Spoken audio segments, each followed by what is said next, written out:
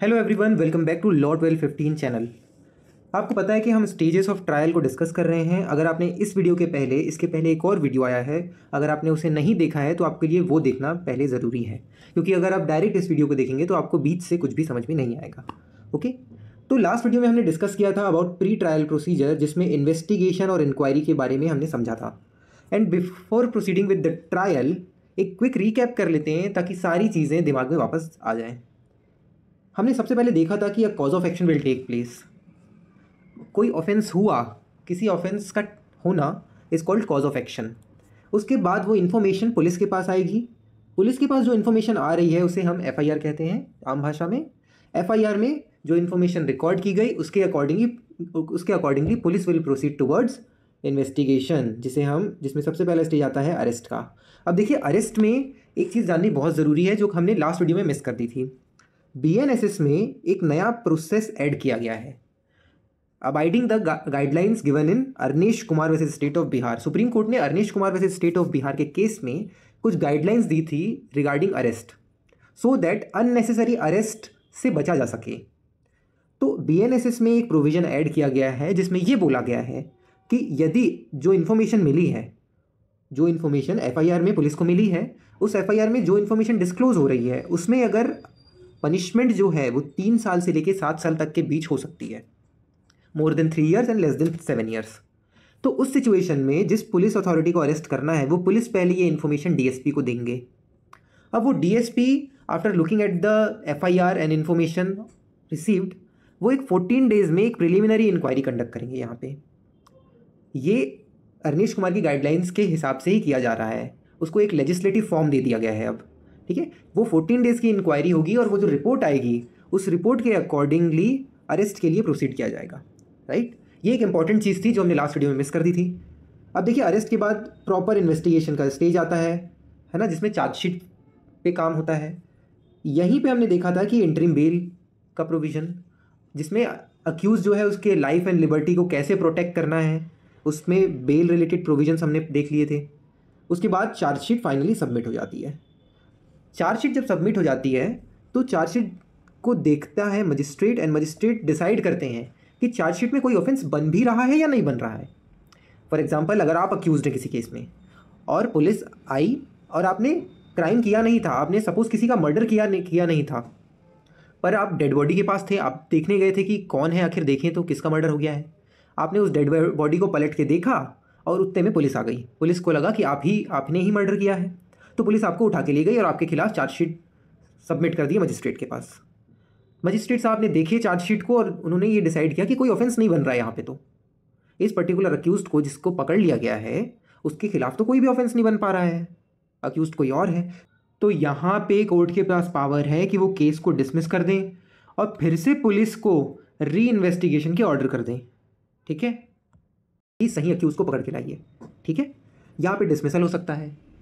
अब ये बहुत ज़्यादा टेक्निकल चीज़ें हैं। डिसमिसल याद रखिएगा कि सबसे पहले चार्जशीट को देख के मजिस्ट्रेट डिसमिस कर रहे हैं। अब देखिए, हो सकता है मजिस्ट्रेट को लगे कि कोई ऑफेंस बन रहा है, ये जो पर्टिकुलर अक्यूज आया है हो सकता है इसने ही ऑफेंस किया हो। ठीक है, तो अब मजिस्ट्रेट फर्दर प्रोसीड कर जाएंगे। लेकिन यहाँ पे डायरेक्ट ट्रायल स्टार्ट नहीं हो जाएगा। अब मजिस्ट्रेट ये देखेंगे कि क्या वो खुद उस पर्टिकुलर ऑफेंस को ट्राई करने के लिए एम्पावर्ड हैं। अब ये मैंने कौन सी चीज़ बोली है, देखिए, हमारे क्रिमिनल कोर्ट्स जितने भी हैं इस देश में वो एक हायरार्की पे चलते हैं। ये देखिए, यहाँ पे जैसे एक पिरामिड बना हुआ है। जब हम नीचे से ऊपर की ओर जाते हैं तो पावर जो होता है वो बढ़ता है। ठीक है, सबसे लोअर लेवल पे judicial magistrate first class second class आते हैं, उनके ऊपर आते हैं chief judicial magistrate, chief judicial magistrate से ऊपर आते हैं सेशन जज, सेशन जज से ऊपर आते हैं हाई कोर्ट और then supreme court, we all know. अब देखिए, मर्डर की अगर हम बात करें तो मर्डर से रिलेटेड जब हम प्रोविजंस बीएनएस और बीएनएसएस में पढ़ते हैं तो वहाँ पे लोअर जुडिशरी को ये मर्डर को ट्राई करने का पावर नहीं दिया गया है। उस मर्डर को सिर्फ सेशन जज ही ट्रायल कर सकते हैं, क्योंकि it's a serious nature of offence. ठीक है, तो अब देखिए, हम जो एग्जांपल देख रहे थे कि कोई चार्जशीट सबमिट हुई और उस चार्जशीट में मर्डर का ऑफेंस डिस्क्लोज हो रहा है और जिस मजिस्ट्रेट के पास आइए, सपोज करिए कि वो जुडिशियल मजिस्ट्रेट फर्स्ट क्लास है। अब उन्होंने देखा तो उन्होंने ये पता किया कि इस पर्टिकुलर ऑफेंस को ट्राई करने के लिए मेरे पास तो पावर नहीं है, तो इस पर्टिकुलर केस को मुझे भेजना पड़ेगा रेलिवेंट सेशन जज के पास। अब वो सेशन जज के पास उस केस को भेजेंगे। ये प्रोसेस जो होता है एक कोर्ट से दूसरे कोर्ट को केस भेजना, ये कहलाता है कमिटल। ट्रायल शुरू होने से पहले ये कमिटल बहुत इंपॉर्टेंट है, सो दैट जो कोर्ट कंपिटेंट है, जिस कोर्ट के पास पावर है उसको ट्राई करने का, वही कोर्ट उसको ट्राई करें। ठीक है, अब देखिए कमिटल भी हो गया। कमिटल के बाद ऑफिशियली ट्रायल का प्रोसेस स्टार्ट हो जाता है। सेक्शन 480 ट्रायल से डील करता है ऑफ BNSS। ठीक है, अब ट्रायल कमेंस हो गया है। अब देखिए नॉन बेलेबल केसेस में स्पेसिफाई किया गया है कि ट्रायल जो है वो 60 डेज में कंप्लीट होना चाहिए। अब ये 60 डेज कब से स्टार्ट होंगे? From the date of evidence. Court जो एविडेंस देने के लिए दोनों पार्टीज़ को, प्रोसिक्यूशन और डिफेंस, दो पार्टीज़ होती हैं। प्रोसिक्यूशन जो स्टेट की तरफ से केस लड़ता है और डिफेंस वो होता है जो अक्यूज की तरफ से केस लड़ रहा होता है। तो प्रोसिक्यूशन और डिफेंस दोनों ही अपने अपने एविडेंसेस देते हैं। डिफेंस पूरी कोशिश करता है कि अक्यूज को बचा सकें, है ना। प्रोसिक्यूशन पूरी कोशिश करता है कि जो पर्टिकुलर पर्सन जो अक्यूज्ड है, जिसने क्राइम किया, उसको सज़ा मिल पाए।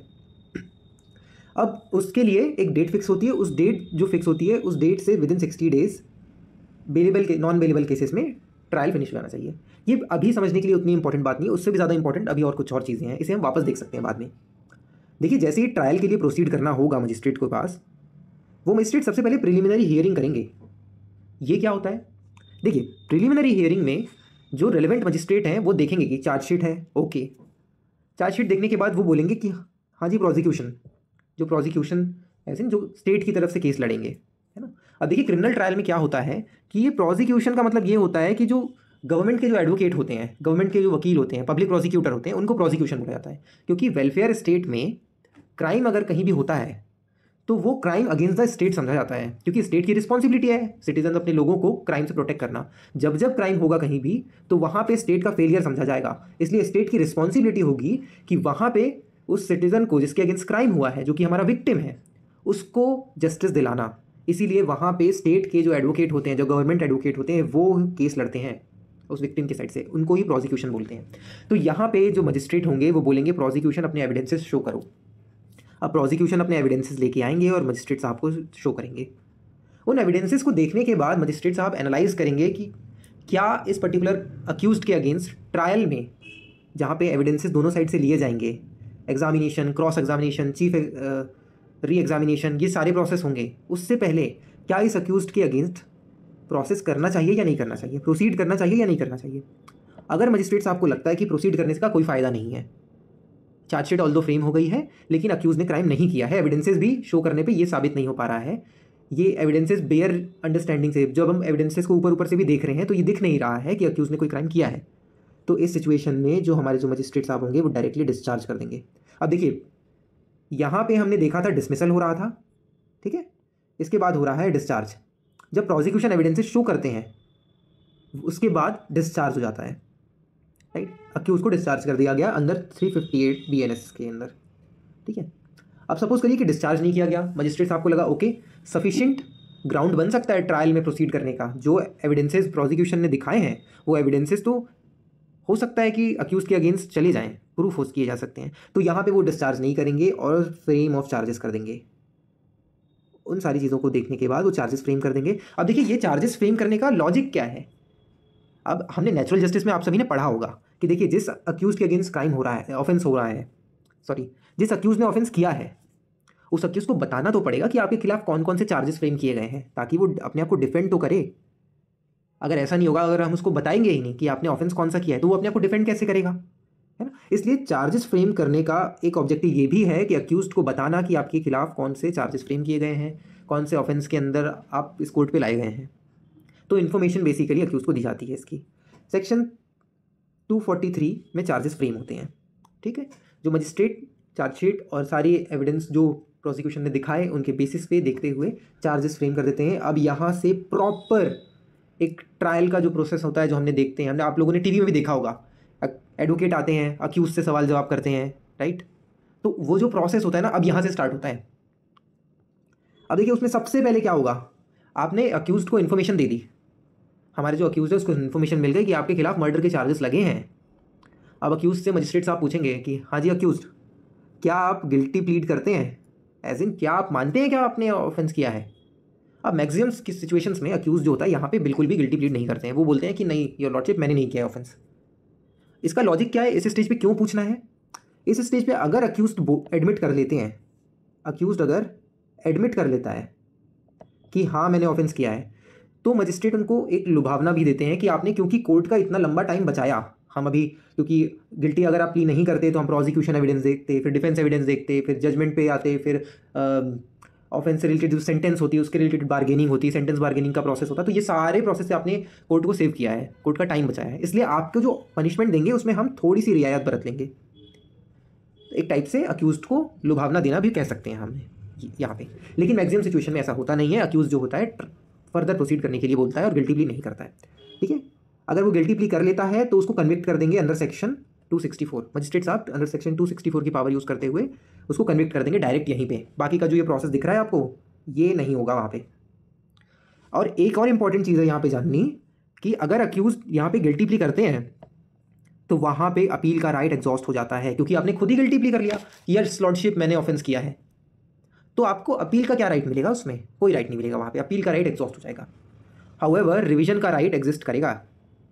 रिवीजन क्या होता है? रिवीजन जब हाई कोर्ट में आप कोई सब्सटेंशियल क्वेश्चन ऑफ लॉ लेके जाते हैं, राइट। सपोज जो पनिशमेंट आपको मजिस्ट्रेट साहब ने दी, जो पनिशमेंट आपको सेशन जज ने दी, उस पनिशमेंट से आप सेटिस्फाई नहीं है, आपको लगता है कि पनिशमेंट और कम होनी चाहिए, तो आप रिवीजन की एप्लीकेशन लगा देंगे हाई कोर्ट के पास। याद रखना सभी बच्चों लोग, सभी याद रखना कि रिवीजन हमेशा हाई कोर्ट में होता है, चाहे आप सिविल में ट्रायल में पढ़ें या फिर क्रिमिनल ट्रायल पढ़ें, रिवीजन हमेशा हाई कोर्ट ही कंडक्ट करेगा। ठीक है। बहरहाल अगर अक्यूज ने गलती प्ली नहीं किया तब क्या होगा? तब इस स्टेज पे प्रोसीड करेंगे।